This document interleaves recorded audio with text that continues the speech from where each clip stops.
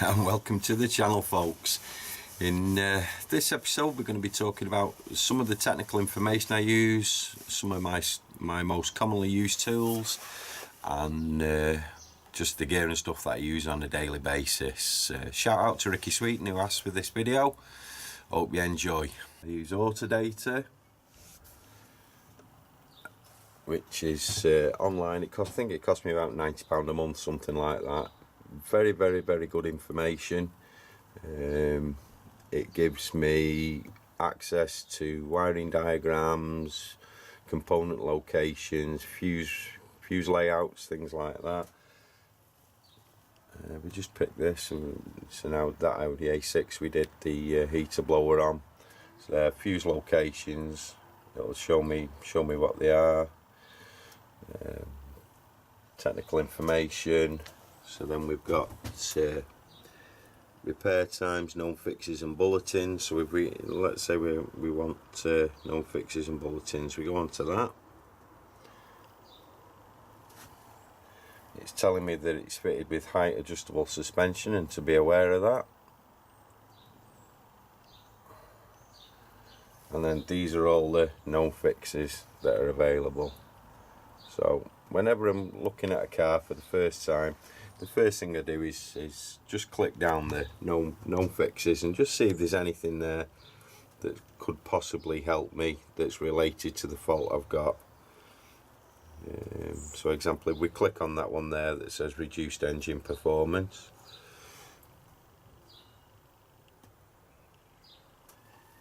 it tells us common fault with this is brake pedal position switch faulty, and that there's a modified brake pedal switch available. Technical information, going to wiring diagrams, engine management. It gives me engine management there, and that's the sort of standard of the wiring diagram that we get on Autodata.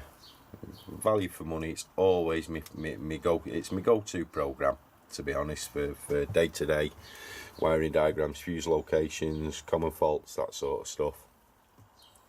Then I also use ALLDATA. Bit of a, well, some people like it, some people don't. I have a love-hate relationship with it, but where it does shine, I think it cost me about £70 a month. This, where it does shine, is its manufacturer's information. So for example, 2011 Audi, let's see, an A3,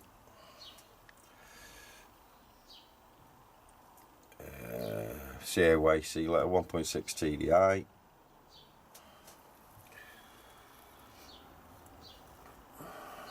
and I can go to powertrain management, and then technical service bulletins, and that should bring up any TSBs for the engine management if there's any applicable to this vehicle. So there's the mandatory Martin damage one, but say for example I wanted to search something very simple, steering angle sensor, so I type G85 into the search box, hit search, and there you go, and it's giving me manufacturer's information, remove and install instructions, electrical diagrams, exploded views, all that sort of stuff. So we click on electrical diagrams, and then let's say there, basic equipment,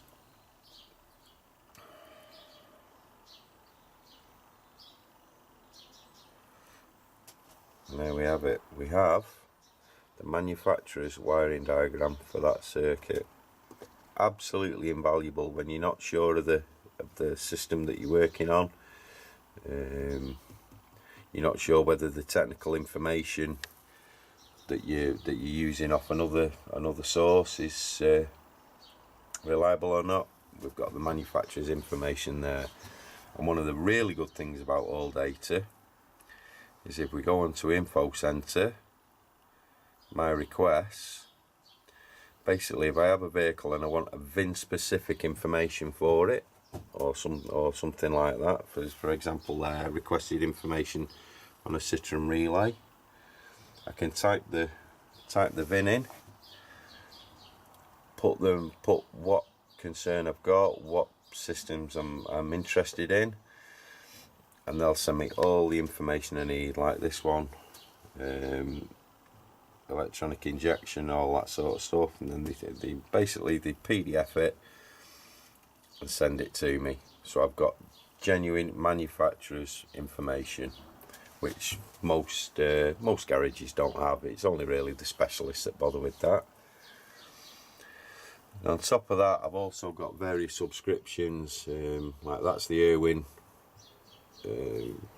This is the Irwin page for Volkswagen, Audi. You can get all the information you want there. Topics for Land Rover, Jaguar. Maris for Honda is probably the one I use more than anything, out of all the manufacturer's information. Global Service Way for Hyundai, and then we've also got Bosch ESI. I've just quickly selected a vehicle here, Ford C-Max, engine management. Then that gives us another version of a wiring diagram. We've also got troubleshooting on this, maintenance schedules and stuff like that, wiring diagrams, equipment fitted and part numbers. That's another extremely useful source of information, and we use that in conjunction with my KTS 590, a brilliant little tool that is. Then for more information, with me Veris Edge, we've actually got a technical information system built into this. I think it's part of the Haynes Pro.